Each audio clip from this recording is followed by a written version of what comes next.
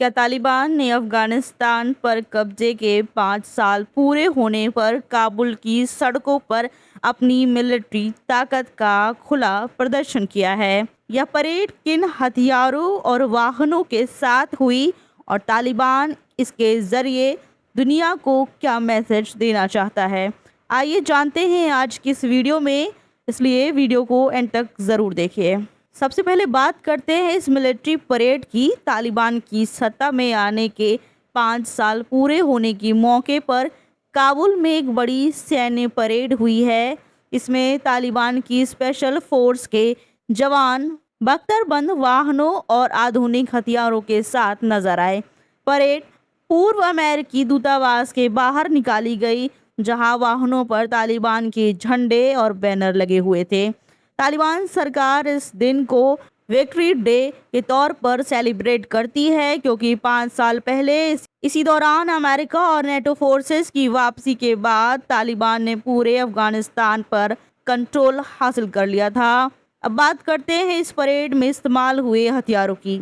Reports के मुताबिक इस परेड में दिखाए गए ज़्यादातर मिलिट्री इक्विपमेंट्स वो हैं जो अमेरिका और नाटो सेनाओं की वापसी के दौरान अफगानिस्तान में ही रह गए थे। तालिबान ने बाद में इन हथियारों और वाहनों पर कंट्रोल हासिल किया और अब इन्हीं को अपनी मिलिट्री स्ट्रेंथ दिखाने के लिए इस्तेमाल कर रहा है। यही वजह है कि इस परेड की तस्वीरों में इंटरनेशनल लेवल पर खासा ध्यान खींचा है। इस मौके पर तालिबान की स्पेशल फोर्स के प्रमुख मौलवी मोहम्मद आमीन जान ने अपने समर्थकों को संबोधित करते हुए कहा कि पिछले 20 सालों के संघर्ष में लोगों ने बड़ी कुर्बानियां दी हैं और उन्होंने भरोसा दिलाया कि तालिबान उन्हें अकेला नहीं छोड़ेगा। परेड देखने के लिए काफ़ी भीड़ सड़कों पर जमा हुई थी, जिसमें कुछ लोगों ने कहा कि तालिबान की सत्ता आने के बाद सिक्योरिटी सिचुएशन बेहतर हुई है। हालांकि हर कोई इस बात से सहमत नहीं है। कुछ लोगों का मानना है कि सरकार को अब यूथ एजुकेशन और एम्प्लॉयमेंट पर ज़्यादा फोकस करना चाहिए, ताकि लोगों को बेहतर मौक़ों की तलाश में देश छोड़ना न पड़े। इसके साथ ही एक ज़रूरी पहलू यह भी है कि तालिबान को अभी तक व्यापक इंटरनेशनल मान्यता हासिल नहीं हुई है।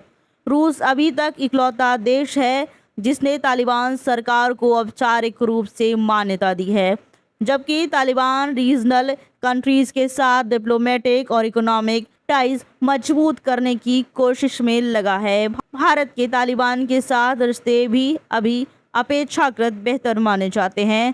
इसके अलावा संयुक्त राष्ट्र और दूसरे इंटरनेशनल ऑर्गेनाइजेशंस अफगानिस्तान में ह्यूमैनिटेरियन क्राइसिस को लेकर लगातार चिंता जताते रहे हैं।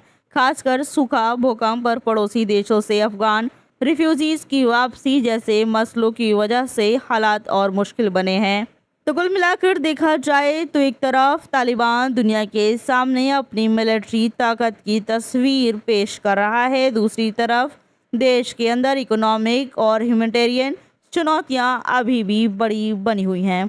आपको क्या लगता है, क्या तालिबान की यह मिलिट्री परेड सिर्फ एक शो ऑफ पावर है या फिर यह इंटरनेशनल कम्युनिटी को कोई सीरियस मैसेज देने की कोशिश? हाँ या ना में नहीं, बल्कि अपनी राय कमेंट सेक्शन में ज़रूर लिखें।